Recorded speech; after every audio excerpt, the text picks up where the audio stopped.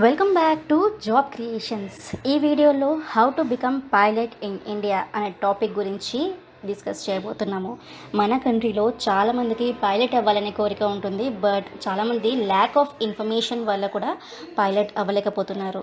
So ఈ వీడియోలో నేను స్టెప్ బై స్టెప్ ఇన్ డీటెయిల్గా డిస్కస్ చేయబోతున్నానండి. పైలట్ అవ్వడానికి ఎక్కడ అడ్మిషన్ తీసుకోవాలి, ఎలిజిబిలిటీ క్రైటీరియా ఏంటి, ఏజ్ లిమిట్ ఏంటి, మెడికల్ రిక్వైర్మెంట్స్ ఏంటి, అండ్ ట్రైనింగ్ డ్యూరేషన్ ఎంతవరకు ఉంటుంది, అడ్మిషన్స్ ఎక్కడ తీసుకుంటారు, ఎన్ని రోజుల వరకు ఈ డ్యూరేషన్ ట్రైనింగ్ అనేది ఇస్తారు, ఫీజు ఎంతవరకు ఉంటుంది, అండ్ ట్రైనింగ్లో మీకు ఏమేమి నేర్పిస్తారు, అండ్ ఒకసారి ట్రైనింగ్ అనేది కంప్లీట్ అయిన తర్వాత మీరు జాబ్కి ఎక్కడ ఎలా అప్లై చేసుకోవాలి, అండ్ మీ శాలరీ ఎంతవరకు ఉంటుంది as a pilot.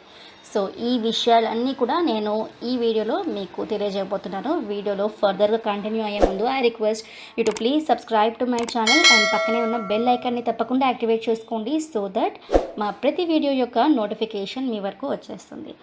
So first basic point ఇక్కడ మీకు ఒకటి క్లియర్ చేయబోతున్నాను. There are 2 different types of pilots. First వచ్చి ఒకటి కమర్షియల్ పైలట్, అదే మీరు జనరల్గా చూస్తుండొచ్చు డొమెస్టిక్ ఎయిర్లైన్స్లో కానీ లేదా మన ఇంటర్నేషనల్ ఫ్లైట్స్ కానీ నడిపే వాళ్ళని కమర్షియల్ పైలట్స్ అంటారు. అండ్ సెకండ్ వచ్చి మిలిటరీ పైలట్స్, ఎవరైతే ఇండియన్ ఇండియన్ ఎయిర్ ఫోర్స్ కోసం పనిచేస్తారో. సో ఈ వీడియోలో నేను ఓన్లీ కమర్షియల్ పైలట్స్ గురించి మాత్రమే డిస్కస్ చేయబోతున్నాను. తొందరలో ఫ్యూచర్లో తప్పకుండా Indian air force pilots information కూడా మీకు తీసుకొస్తాను.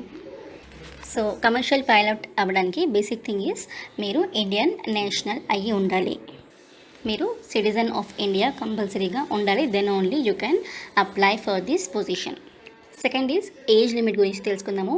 మన కంట్రీలో different airlines different age criteria అనేది మెన్షన్ చేశారు, బట్ ఆన్ అండ్ యావరేజ్ ఒక పైలట్ అవ్వడానికి 18 to 32 ఇయర్స్ వరకు మీకు ఏజ్ లిమిట్ ఉంటుంది. అంటే మీరు కనుక పైలట్ అవ్వాలనుకుంటే మీరు ఆ కోర్స్లో జాయిన్ అవ్వడానికి మీరు కనీసం 18 ఇయర్స్ ఉండాలి అండ్ మ్యాక్సిమం 32 ఇయర్స్ వరకు మీ ఏజ్ ఉండాలి.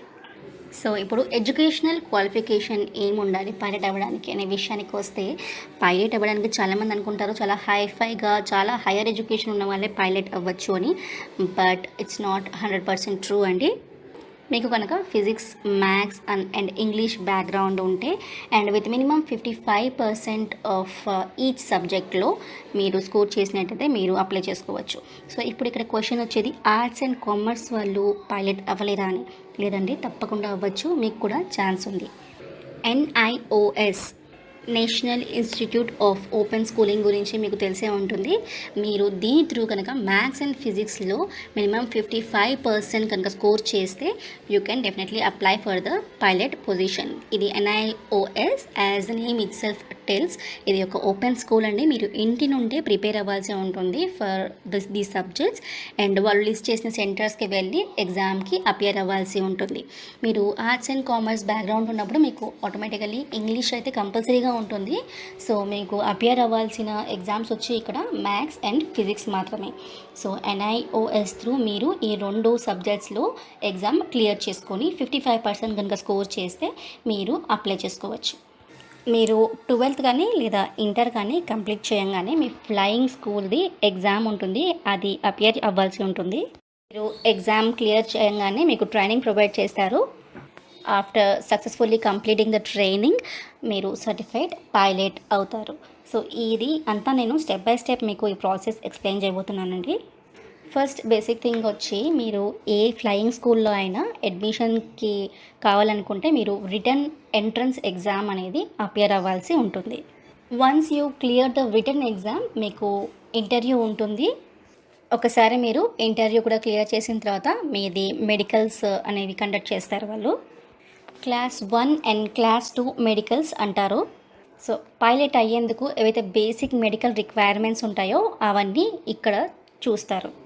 So finally if you are fit for flying, మీ అడ్మిషన్ ఫ్లయింగ్ స్కూల్లో అయిపోతుంది.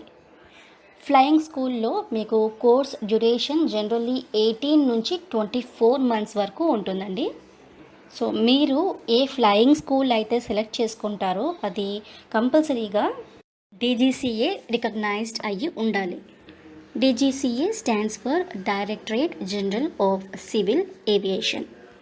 ఇక్కడ నేను కొన్ని టాప్ ఫ్లయింగ్ స్కూల్స్ గురించి చెప్పబోతున్నానండి. ఇందిరాగాంధీ రాష్ట్రీయ ఉడాన్ అకాడమీ ఇది వచ్చి మీకు అమేథీ డిస్ట్రిక్ట్ ఉత్తరప్రదేశ్లో ఉంది. నెక్స్ట్ వచ్చి national flying training institute.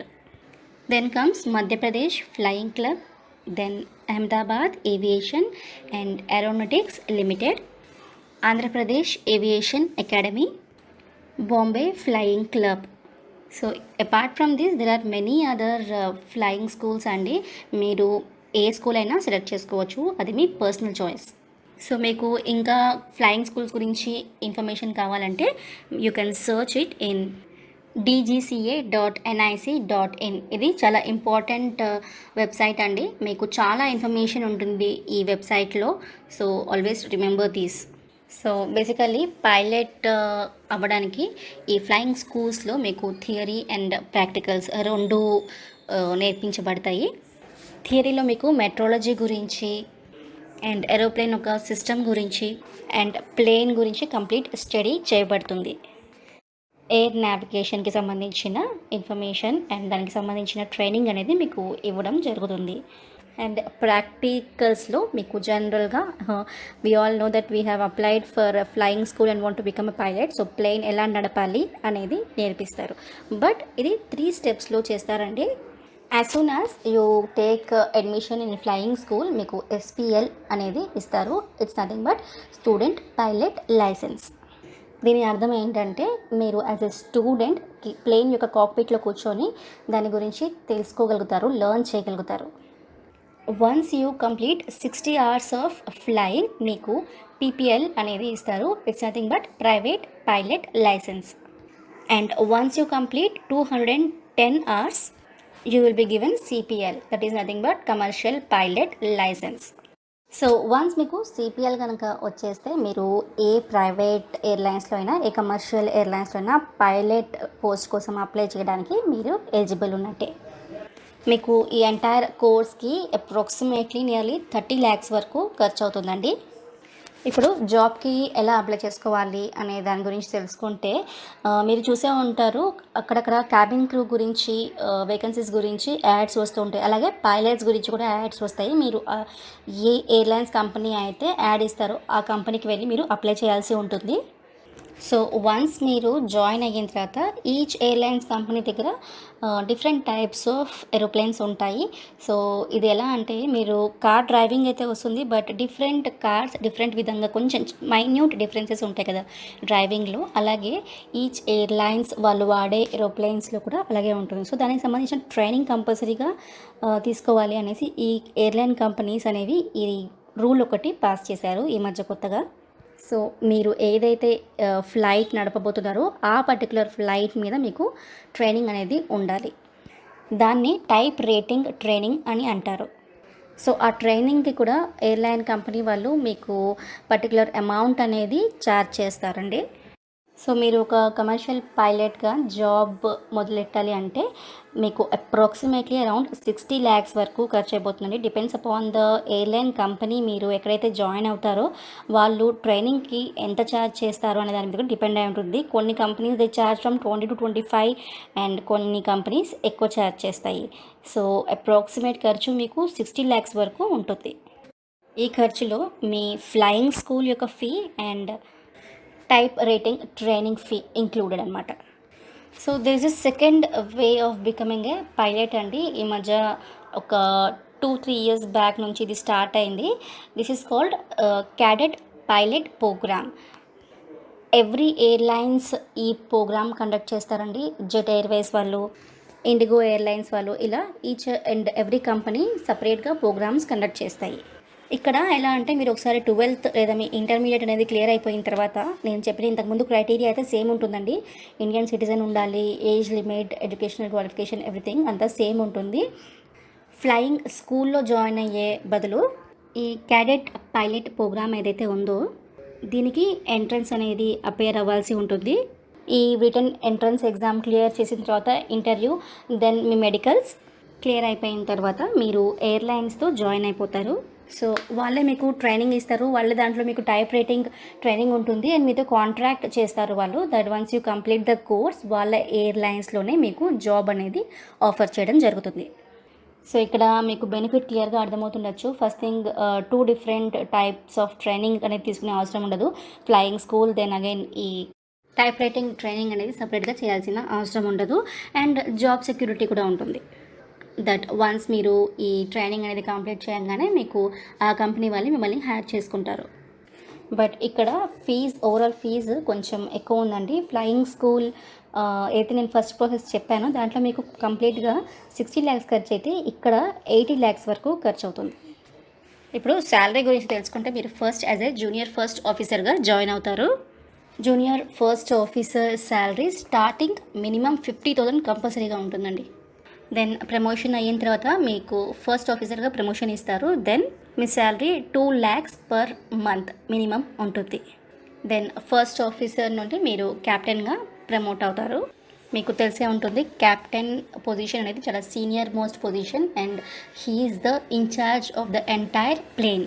So captain యొక్క శాలరీ వచ్చి approximately minimum 6 lakhs per month ఉంటుంది. సో నా ఇది కమర్షియల్ పైలట్ ఎలా అవుతారు అనే దాని గురించి నేను వివరంగా మీకు ఎక్స్ప్లెయిన్ చేశాను. నెక్స్ట్ వచ్చి మిలిటరీ పైలట్. మీరు కనుక మిలిటరీ పైలట్ అవ్వాలనుకుంటే you don't need to pay any kind of fee అండి. అదే మీరు కమర్షియల్ పైలట్ అవ్వాలనుకుంటే మీకు అప్రాక్సిమేట్లీ మీరు కనుక ఫ్లయింగ్ స్కూల్ త్రూ జాయిన్ అవుతే 60 lakhs అండ్ అదే మీరు డైరెక్ట్గా ఏదైనా ఎయిర్లైన్స్ త్రూ జాయిన్ అయితే 80 lakhs అని చెప్పాను కదా. అదే మీరు ఒకవేళ మన ఎయిర్ ఇండియా కోసం మన మిలిటరీ కోసం పనిచేయాలనుకుంటే, ఎయిర్ ఫోర్స్ కోసం పనిచేయాలనుకుంటే మీకు దానికి సంబంధించిన ట్రైనింగ్కి దానికి they don't charge anything. So ఫ్యూచర్లో నేను how to become a pilot in Indian army అనేది వీడియో కూడా తీయబోతున్నాను. So stay tune to job creations.